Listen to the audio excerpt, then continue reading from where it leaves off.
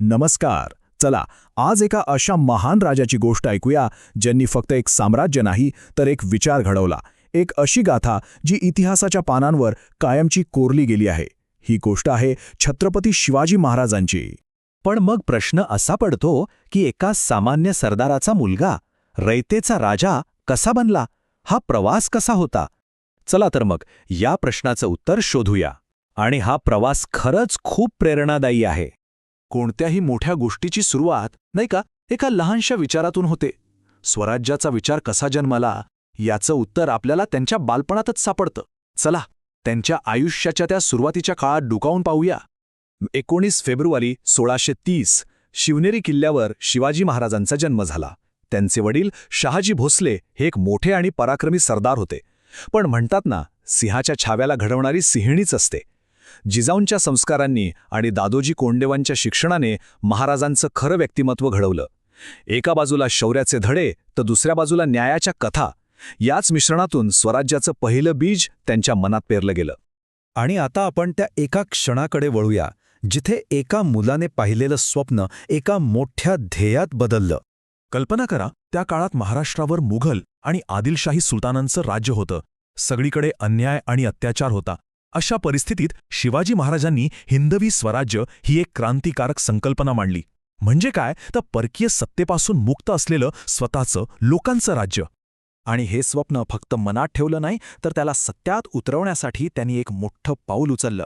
आपल्या काही निवळक जीवाला जीव देणाऱ्या मित्रांसोबत रायरेश्वराच्या मंदिरात त्यांनी स्वराज्याची शपथ घेतली. ही फक्त एक शपथ नव्हती तर एका नव्या युगाची ती सुरुवात होती. शपथ घेतल्यानंतरच लगेचच कामाला सुरुवात झाली. 1646 साली त्यांनी पहिला किल्ला जिंकला, तोरणा. हा स्वराज्याचा पहिला मोठा विजय होता. यानंतर राजगडासारखे अनेक महत्त्वाचे किल्ले एकामागोमाग एक जिंकले. कारण महाराजांना माहीत होतं की सह्याद्रीचे हे किल्लेच स्वराज्याच्या संरक्षणाचा कणा आहेत. आता आपण अशा 2 प्रसिद्ध घटना पाहूया ज्यातून महाराजांचं शौर्य आणि बुद्धिचातुर्य दोन्ही पणाला लागलं.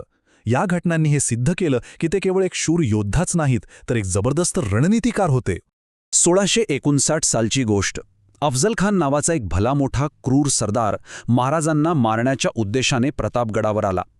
त्याचा हेतू स्पष्ट होता, दगाफटका करून महाराजांना संपवायचं. पण महाराज त्याच्या एक पाऊल पुढे होते. त्यांनी त्याचा डाव ओळखला आणि लपवलेल्या वाघनख्यांनी त्याचाच खात्मा केला. हा विजय स्वराज्यासाठी खूप खूप मोठा होता. शौर्यानंतर आता वेळ होती बुद्धिचातुर्याच्या परीक्षेची. मुघल बादशाह औरंगजेबानं महाराजांना कपटानं आग्र्याला बोलावून नजरकैदेत ठेवलं. आता विचार करा, थेट औरंगजेबाच्या कैदेतून सुटका हे तर जवळजवळ अशक्य होतं. पण अशक्य काहीच नव्हतं. महाराजांनी एक अद्भुत योजना आखली. त्यांनी आजारी पडल्याचं नाटक केलं आणि गरिबांना मिठाई आणि फळं पाठवण्याच्या बहाण्याने मोठ्या पेटाऱ्यांचा वापर सुरू केला. आणि मग एके दिवशी त्याच एका पेटाऱ्यात बसून ते कैदेतून निसटले. इतिहासातली ही एक सर्वात हुशारीची सुटका मानली जाते. या सगळ्या संघर्षानंतर आता तो क्षण आला होता ज्या क्षणाने स्वराज्याला एक अधिकृत मान्यता दिली. आता पाहूया त्यांचा भव्य राज्याभिषेक आणि त्यांची प्रशासकीय दूरदृष्टी. 6 जून 1674 हा तो ऐतिहासिक दिवस होता जेव्हा रायगडावर शिवाजी महाराजांचा राज्याभिषेक झाला आणि त्यांना छत्रपती ही पदवी मिळाली. याच दिवसापासून मराठा साम्राज्याची अधिकृतपणे सुरुवात झाली. पण महाराज फक्त एक योद्धे नव्हते तर ते एक कुशल प्रशासक होते. त्यांनी अष्टप्रधान मंडळाची स्थापना केली. म्हणजे काय तर 8 मंत्र्यांची एक परिषद. यामुळे राज्यकारभारातील प्रत्येक विभागाला एक तज्ज्ञ प्रमुख मिळाला आणि प्रशासन अतिशय कार्यक्षम बनलं. आणि त्यांचं प्रशासन त्यांच्या मूल्यांवर आधारित होतं. ते सर्व धर्मांचा आदर करायचे, स्त्रियांचा सन्मान करायचे, अगदी शत्रूच्या स्त्रियांचाही. आणि सामान्य लोकांची, शेतकऱ्यांची खूप काळजी घ्यायचे. म्हणूनच त्यांना रयतेचा राजा असं म्हटलं जातं. चला, आता त्यांच्या या अजरामर वारशाबद्दल बोलूया. का त्यांची ही गाथा इतकी वर्ष झाली तरी आजही तितकीच जिवंत आहे. 3 एप्रिल 1680 रोजी रायगडावर महाराजांचं निधन झाले. पण त्यांनी पेटवलेली स्वराज्याची ज्योत विझली नाही.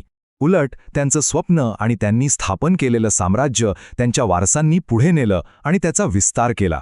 आणि हे अगदी खरं आहे, छत्रपती शिवाजी महाराज हे फक्त एक राजा नव्हते.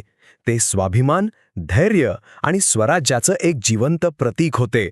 एका सरदाराच्या मुलापासून ते रयतेचा राजा होण्यापर्यंतचा त्यांचा हा संपूर्ण प्रवास आजही आपल्या सगळ्यांना प्रेरणा देतो. जय शिवाजी.